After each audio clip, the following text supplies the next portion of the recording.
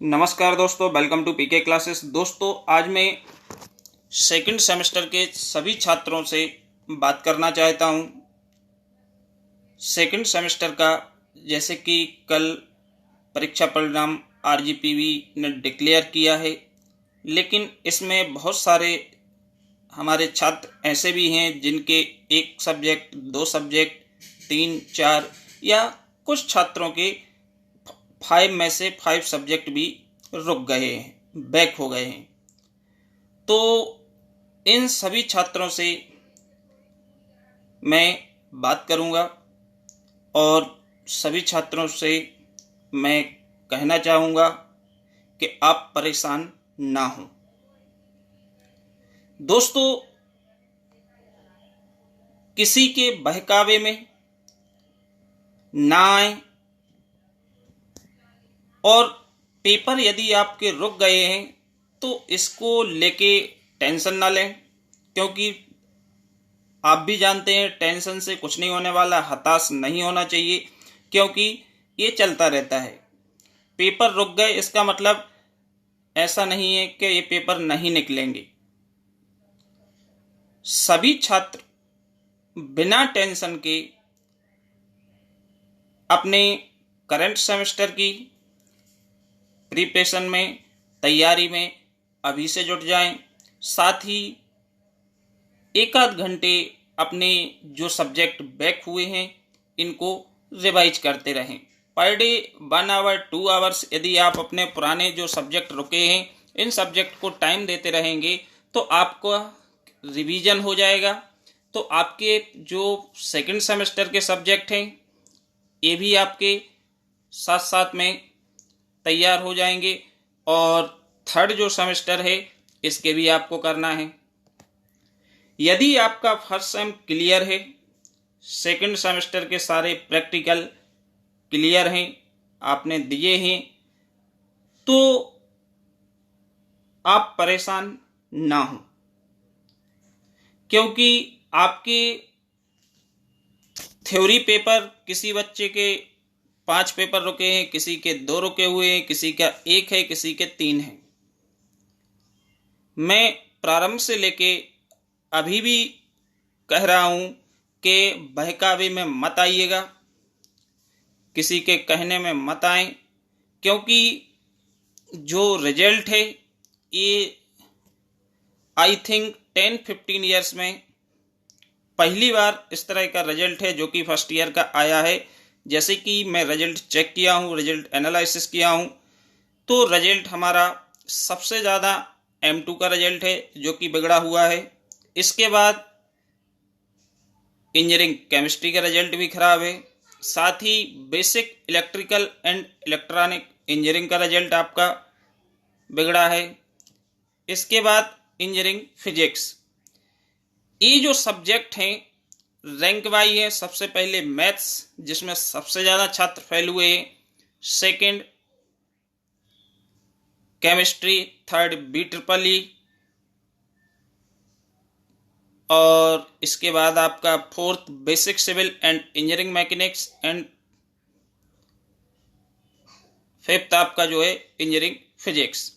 ये जो दोनों सेमेस्टर में ऑल ब्रांचेस के सब्जेक्ट हैं जिसमें ये सब्जेक्ट ऑब्जर्व किए हैं रिजल्ट्स चेक करने में कि जिसमें सबसे ज़्यादा बच्चे हैं जो कि फेल हुए हैं। इसमें फेल होने का एक मुख्य कारण ये भी है कोविड के कारण हमारे ऑनलाइन एग्जाम हुए थे। ऑनलाइन एग्जाम में सारे बच्चे पास हो गए थे जो अपीयर हुए थे, और बच्चे उसी बेसिस पे अपने एग्जाम को सीरियस नहीं लिए थे। तो दोस्तों, आपको समझना होगा पेपर रुकना कोई वो नहीं है, इससे आप बिल्कुल भी डिस्टर्ब ना हो, परेशान ना हो। पेपर आपके निकल जाएंगे, कोई प्रॉब्लम नहीं है, पेपर आपके स्मूथली निकलेंगे।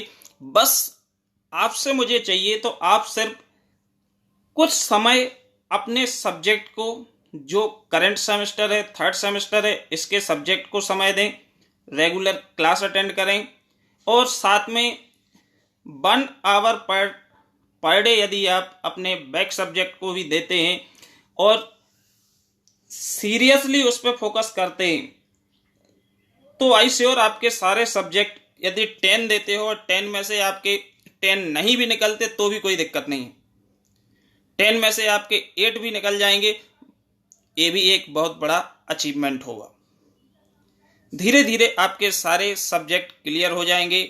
जैसे आप 4th सेमेस्टर तक पहुंचोगे और 3rd ईयर में पहुंचोगे, 1st ईयर और 2nd ईयर के ऑलमोस्ट सब्जेक्ट आपके क्लियर हो जाएंगे, क्योंकि जो हो गया उसको अब बदल नहीं सकते और इसके ऊपर पछताने से भी कोई सेंस नहीं है, कोई मतलब नहीं है। देखो, टेंशन तो होगी, क्योंकि जब माँ बाप को हम अपनी फैमिली को अपने रिजल्ट्स के बारे में डिस्कस करेंगे, बताएंगे, तो देखिए थोड़ा बहुत तो सुनना पड़ेगा, क्योंकि गलती की है तो सुनना तो पड़ेगा। लेकिन इसमें इतना टेंशन ना पालें, हताश बिल्कुल भी ना हो। आप अपने एग्जाम सेल से, यदि आपके ज़्यादा पेपर रुके हुए हैं, 5 पेपर के अलावा यदि फर्स्ट सेम के भी कुछ रुके हुए हैं, तो आप अपने एग्जाम सेल से एडवाइस लेकर आप पता कर सकते हैं कि आप 3rd सेमेस्टर में अपीयर हो सकते हैं या नहीं। और जिनका फर्स्ट सेम क्लियर है, 2nd सेम के प्रैक्टिकल क्लियर हैं, वो तो 3rd सेमेस्टर में दे ही सकते हैं, 3rd सेमेस्टर में अपीयर हो सकते हैं।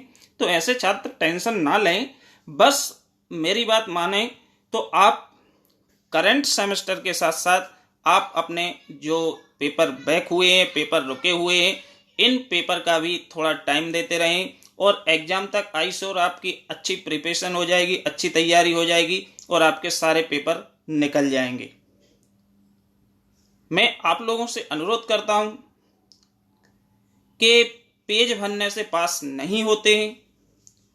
इक्का दुक्का कभी तुक्का लग जाए कि भाई उसने 20 नंबर का सही किया, बाकी ऐसे फेंक के आया था, इसके बाद भी तो 22 नंबर पासिंग मार्क है, 2 नंबर आपके मिल भी गए होंगे, कोई इसमें दिक्कत नहीं। लेकिन इसका मतलब ये नहीं कि आपका 90% या 100% आप कुछ भी लिख के आए और आप पास हो जाए, ऐसा कभी नहीं होता है।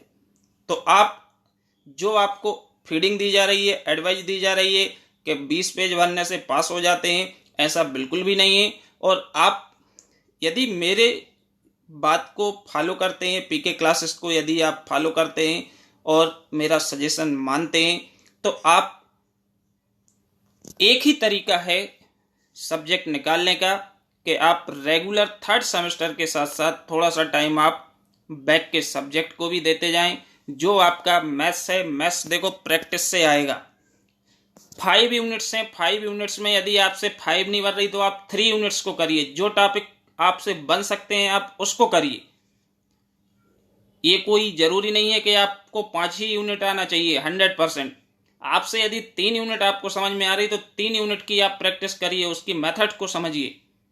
केमिस्ट्री भी ऐसे है, हर सब्जेक्ट में आप कम से कम 2 से 3 यूनिट ऐसी तैयार करिए कि इससे कुछ भी क्वेश्चन आ जाए आप उसको कर सकें।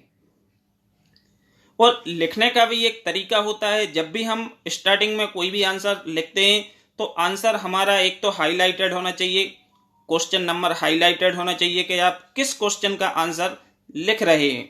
दूसरा, उसमें काटापीटी स्टार्टिंग में बिल्कुल भी नहीं होना चाहिए, क्योंकि आपकी जो इंप्रेशन है, फर्स्ट इंप्रेशन अपन बोलते फर्स्ट इज लास्ट, तो मीन्स काटापीटी नहीं होना चाहिए। जो क्वेश्चन आपसे बहुत अच्छे से आता है 8 क्वेश्चन में, उसको आप सबसे पहले अटेम्प्ट करें और कोशिश ये करें कि दोनों पार्ट ए एंड बी दोनों सेम प्लेस पे आप अटेम्प्ट करें।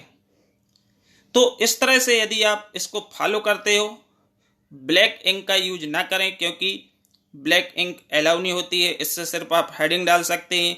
आप हिंदी और इंग्लिश फर्स्ट ईयर में लिखते हैं बच्चे और आंसर शीट वैल्यूएट भी होती है, तो हिंदी का मतलब ये नहीं है कि आप बोलता को BOLTA लिखें। बोलता मतलब बोलता, पिस्टन मतलब पी में छोटी की मात्रा आधा सा टा एन, पिस्टन। ऐसा नहीं है कि आप लिख दिए मतलब लिख रहे हिंदी तो हिंदी को इंग्लिश में लिख रहे। काम KAM ऐसा नहीं लिखना है। काम मतलब काम, काम या की मात्रा का और काम। तो मीन्स कई बच्चे इस तरह की मिस्टेक भी किए हैं कि हिंदी में लिखे लेकिन अलग तरह की हिंदी लिखी। तो दोस्तों ऐसा नहीं करना है। आप स्टार्टिंग में कम से कम 2 से 3 क्वेश्चन जो अच्छे से आते हैं उसको अटेम्प्ट करें इसके बाद जिसके बारे में थोड़ा बहुत जानते हैं उसको भी लिखेंगे। तो आई श्योर आपके सारे सब्जेक्ट, सारे पेपर क्लियर हो जाएंगे। और आप बिल्कुल भी ना घबराएं, क्योंकि घबराना कोई सॉल्यूशन नहीं है, परेशान होना कोई सॉल्यूशन नहीं है।